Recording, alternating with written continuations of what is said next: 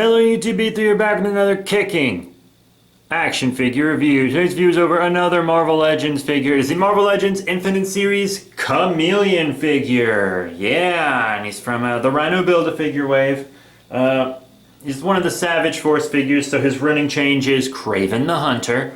Very cool. I think I overpaid for this guy, honestly. I paid 25 bucks for him at Kmart. I didn't know Kmart had raised their prices on Marvel Legends. I didn't pay attention. I just assumed it was 20 like it always been, but nope, 25 bucks. Not happy about that, because the day before I saved 5 bucks at Toys R Us on the new Batman vs Superman figure. I was like, hooray, I saved $5, I'm saving money, and then I spent 5 more on this guy, so it's like it evened out, and I'm not very happy about it.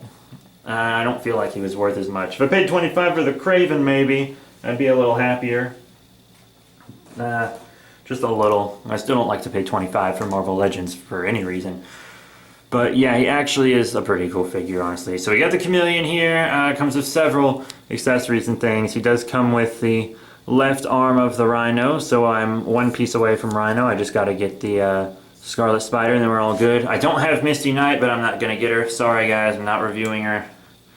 Sorry, I'm not familiar with the character, and she has a duplicate Build-A-Figure piece, so don't need her. But yeah, one thing he comes with is this kind of sci-fi looking gun here. As you can see, it's, you know, not a normal gun by any means. Very sci-fi looking gun. Right there, as you can see the detail on that. Nice coloration and all. Pretty neat gun. And here's our Chameleon with some more accessories, and the great thing about this Chameleon is that he comes with heads to make him other characters, which is what Chameleon does in the comics. He's a master of disguise. So here we have him disguised as Hammerhead, or you could just use the figure as Hammerhead if you don't want the Chameleon. He's kind of like a crime boss in the Spider-Man Marvel Universe. And you could put this awesome gun with him. You know, it's just kind of a standard mobbish type gun, little Tommy gun thing, very cool. But as you can see, you know, he's got the nice flat head for ramming people, because he's got that plate in there. Just very, very cool. He holds the gun incredibly well. Let's pop the gun out of his hands so you guys can take a quick look at it. Very, very nice. Very, very nice gun. Then here's our last interchangeable head and weapon. This is my favorite head. It's the J. Jonah Jameson head. Getting ready to hunt him some Spider-Man. Yeah, and there's this other big gun. It's a crazy looking gun, very big. The paint apps could be a little better there on the red, but you know, other than that, it's really nice. Be careful taking it in and out of the hand though, because the clip actually comes out, which is a pretty cool touch. Because you can see it's supposed to do that, obviously, because it's sculpted like bullets right there. So you can pop the clip in. That'd be cool for stop motion or something, I guess, but it's actually a very neat gun. I do really, really like it, and you know, it can actually sit in there even without having the bullet part in there.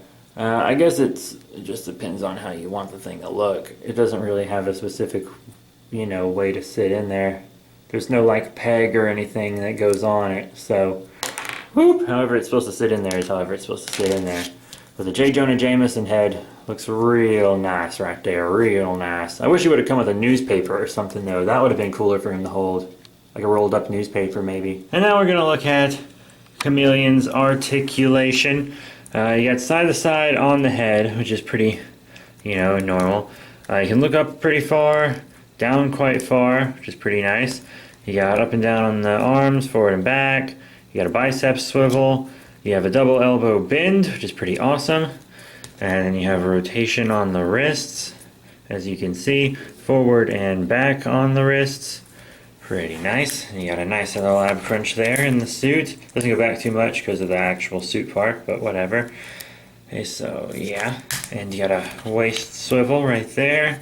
In and out on the legs, forward and back, as you can see. You got a thigh swivel, double knee bend, up and down on the foot, and also a nice little ankle pivot right there. Yeah. And there's also detail and paint. You guys already saw the other heads and stuff. So here's the actual Chameleon head. You know, it's got this little seam in the middle, like it's supposed to. It's got some nice little paint shading on there. The eyes are real clean and everything. I think he looks pretty good. Nice blue suit. Nice little paint on there, like on the belt buckle and etc. And all in all, it just looks pretty good. Nice shiny shoes. That goes at the bottom of the feet. Detail on the joints. You know, I really like the detail on the joints. So yeah, you know, he's a nice looking figure. Now let's get these size comparisons out of the way. Here's our Chameleon with Kraven the Hunter, his running change on the left, and Ghost Rider on the right, both from the same wave as him, and I think he scales great with them. I know they're a little bigger than he is, but I feel like they should be. And here's with some other Hasbro figures, our Infinite Series movie Ant-Man on the left, and the Iron Man 3 Iron Patriot comic figure on the right, and I think he scales up great with them as well. And here he is with some Marvel figures from other manufacturers. Here on the left, Toy Biz Carnage, and on the right, Marvel Select, Diamond Select Venom. And yeah, Diamond Select figure is way too big for him. He might work with some Toy Biz since he's of a bit of a smaller build than most other Hasbro Marvel Legends figures, so that could work out easy, I think. But yeah, you know, maybe give or take with the Toy Biz. It all depends on your opinion, obviously, but not with Marvel Select. Not going to work at all. So all in all, what are my final thoughts on the Marvel Legends Infinite Series Chameleon figure from the Rhino Build-A-Figure wave? Well, he's pretty cool. He's not a bad figure. I really didn't like that I paid 25 bucks for him, but he is pretty great. He comes with a lot of accessories, scales well, good articulation, you know.